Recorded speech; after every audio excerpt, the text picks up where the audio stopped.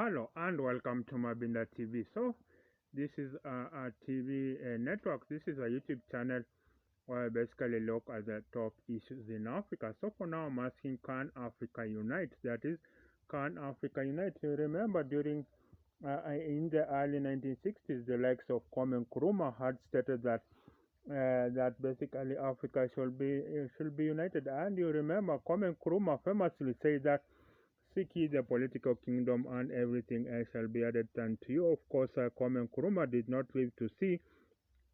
Kwame Nkrumah did not live to see this vision come to place. Of course, he had offered to delay the independence of Ghana from 1957. So that was the spirit of Kwame Nkrumah. He was willing to delay the independence of Ghana until Ghana became independent, until Africa united. And I think Africa has to unite. We don't have a single voice. Look at Africa. Look at Africa. It doesn't have a single voice. Basically, you have the summits, the Russia UK summit, Africa UK summit, Africa Russia summit. I think the presidents are going to meet in Russia, I think, in the coming days. So Africa does not have a single voice. We don't have a single voice in Africa, and I think that is something that will challenge us. By and large, the problems that encumber the African countries are all in African countries. That is, the problem that encumber African countries are the same, are like the same. And so if we united, then Africa will be one country, and I think under one president, under one currency. And I think this is why there should be unity within Africa. But are the present African leaders willing to cede their power, to cede their control again to a larger supranational country? I don't think the current African leaders have that will be able to do that. Look at African leaders, maybe like Museveni or Paul Biya of Cameroon, maybe Isaias Afwerki of Eritrea. Are they willing to be able to cede power in order to a larger supranational government? So if we had one African president, one African currency, one African market, I think largely the problems that encumber Africa will be largely gone. Look at the tribal-based voting in Africa. Look at the tribal-based voting in Africa. I think one of the reasons for the tribal-based voting in Africa, I think, is because one of the things that makes tribal voting in Africa, I think, is because our countries have a few tribes. Look at the larger Africa. We have about 2,000 tribes in Africa, 3,000 tribes in Africa. So no one tribe will be able to produce a president, and I think that is a plus for democracy. I don't think, of course, some will argue that countries with larger populations, such as Nigeria, would be producing president after president, but I don't think that will be so. So I hope that Africa gets to unite, and I think some countries, according to the Sudanese British billionaire Mo Ibrahim, who made his fortunes in the telecom sector, I think he says that some African countries are too small, are too tiny to run themselves, and I think maybe he was referring to countries such as Rwanda or Burundi. So that is what I mean, that African countries should be able to unite so that they can forge a single platform where they will be able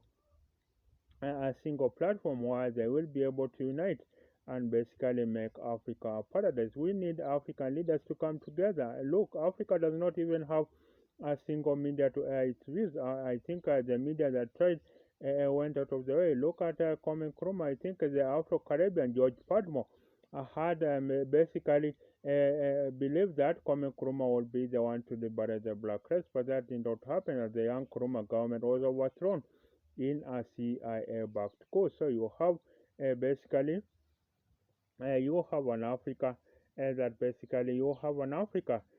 basically you had Kwame Nkrumah pushing continental unity. I think then came Gaddafi, Muammar Gaddafi of Libya. He wanted Africa to be united, but of course he wanted also Africa to have a single gold-backed currency, but that did not happen.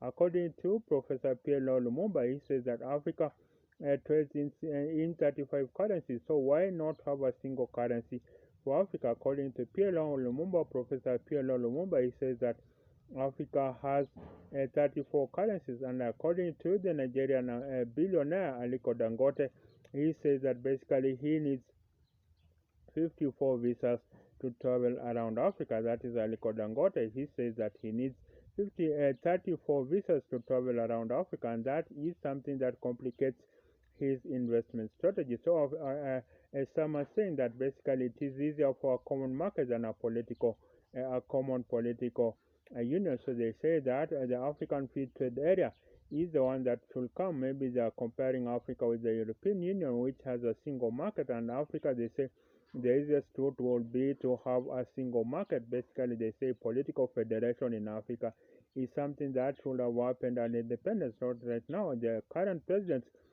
treat their countries as a personal fiefdom, so they will not be willing to unite to a larger supranational country. And I think this is something that we should be talking about if we want to compete with the likes of India and China. If Africa wants to compete with the likes of India and China, then basically it has to do more to be able to it has to do more to be able to have a single market. If you want to compete with India and China, and I think that is what we need to do. Everyone says that the 21st century will be the Asian century, but I don't think Africa is left behind. I think the 21st century could also be the African century. So that is it, the 21st century. Why should Africa not claim the 21st century? It has the youngest population in Africa. Africa has the youngest population in the world. A common market of 1 billion people would make it tantalizing to many an investor, so that they will come to Africa and be able to invest on be able to invest in to be able to invest in the common market in Africa. So you let me know on why on how you think. So the likes of Julius Malema of South Africa, I remember he has said that he